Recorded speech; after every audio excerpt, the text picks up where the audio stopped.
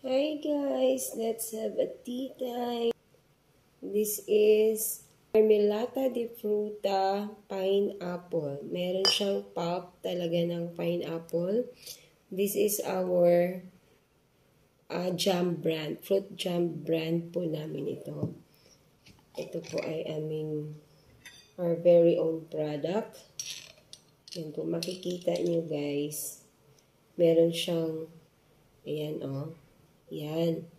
Fruit talaga siya. This is pineapple. Yan. Sarap-sarap nito guys. Yan ang ilalagay natin sa bread. Sa aming tea time. Ang bango-bango, maamoy mo yung pineapple talaga.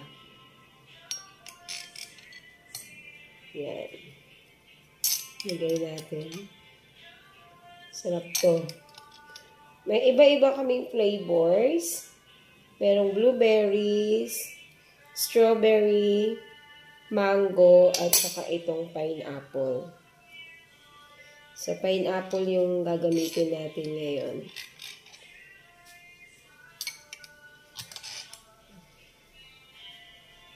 Once open, i-refrigerate mo lang at maglalast ito ng 6 months kung hindi mo maubos agad. But I'm sure baka wala pang 1 linggo ubos na to dahil masarap siya. Palaman sa tinapay. At actually, pwede rin to siyang ipang sa juice. I-mix mo sa juice. Yan. So, ito yung sandwich na gagamitin ko for our tea time.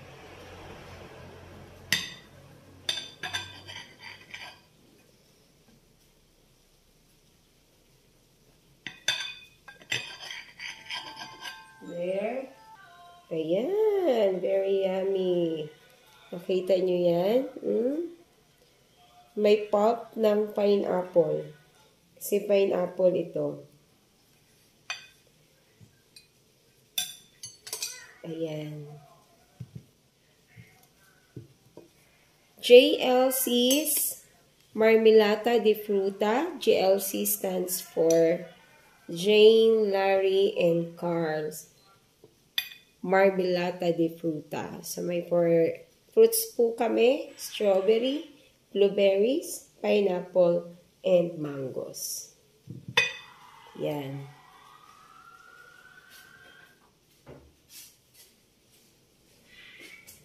Ito yung tea.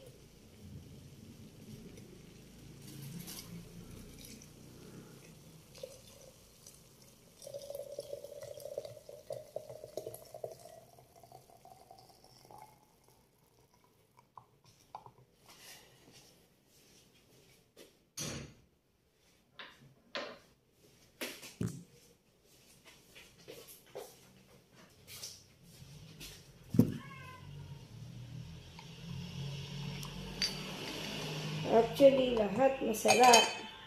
Ang aming iba pang products, ayan, strawberry. Ito ang blueberry. And ito naman yung mango.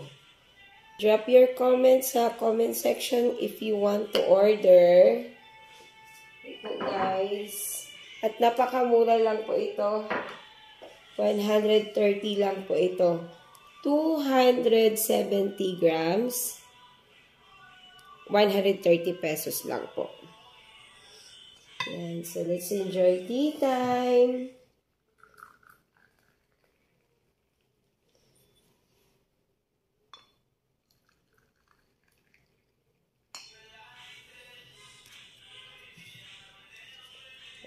Tikman natin to.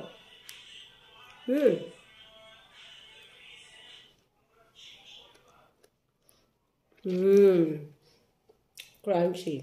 Pineapple. Maaano mo siya. Malalasahan mo talaga. Tsaka yung mga pulp niya ng pineapple, makakagat mo. Meron siyang pulp. May fruits. May real fruits sa loob.